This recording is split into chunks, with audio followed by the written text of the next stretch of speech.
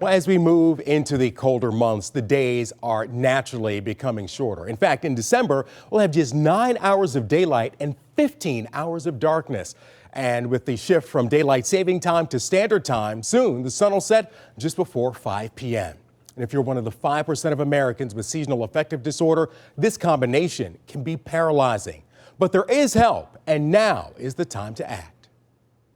Stacy Cutright has been fighting depression for as long as she can remember, at least since high school. I will say it hit me at 15. However, I think that it hit earlier than that, to be honest. Stacy says she noticed a seasonal pattern to her depression with low mood, less energy, and disruptions in her sleep and eating patterns, crushing her ability to function, work, and care for her family. I was on the couch crying all night the minute my kids went to bed. Stacy is among the millions of Americans who suffers from seasonal affective disorder.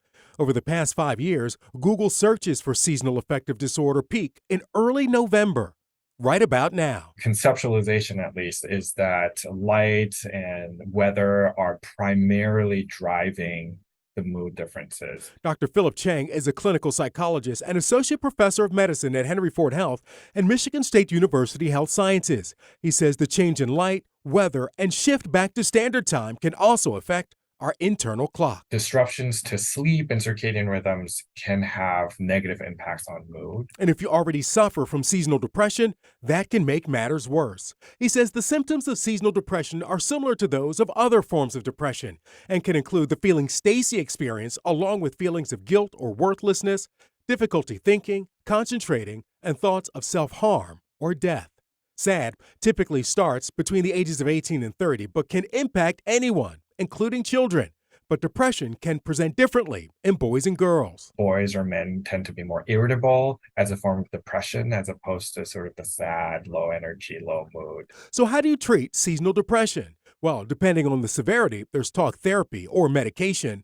But a mainstay is light therapy that can be done right at home. Sometimes the effects are remarkably quick. Going into the session versus coming out of a session, it's like night and day. I use a happy light, which if you get 10,000 luxes or more, light therapy can be excellent. Stacy also exercises every day, which can help fight depression and regulate your circadian rhythm.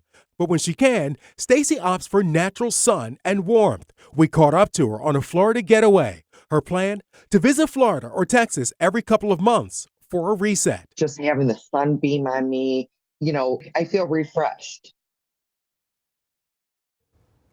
Now, if you're struggling to get your sleep back on track after the time change and the abrupt shift in evening daylight, Dr. Chang suggests shifting your bedtime in 10 to 15-minute increments over the course of several days or a week or two to allow your body time to adjust. That may be easier than just lying in bed for an hour hoping you'll fall asleep. And the evidence is clear. Improving your sleep and treating insomnia can help with depression.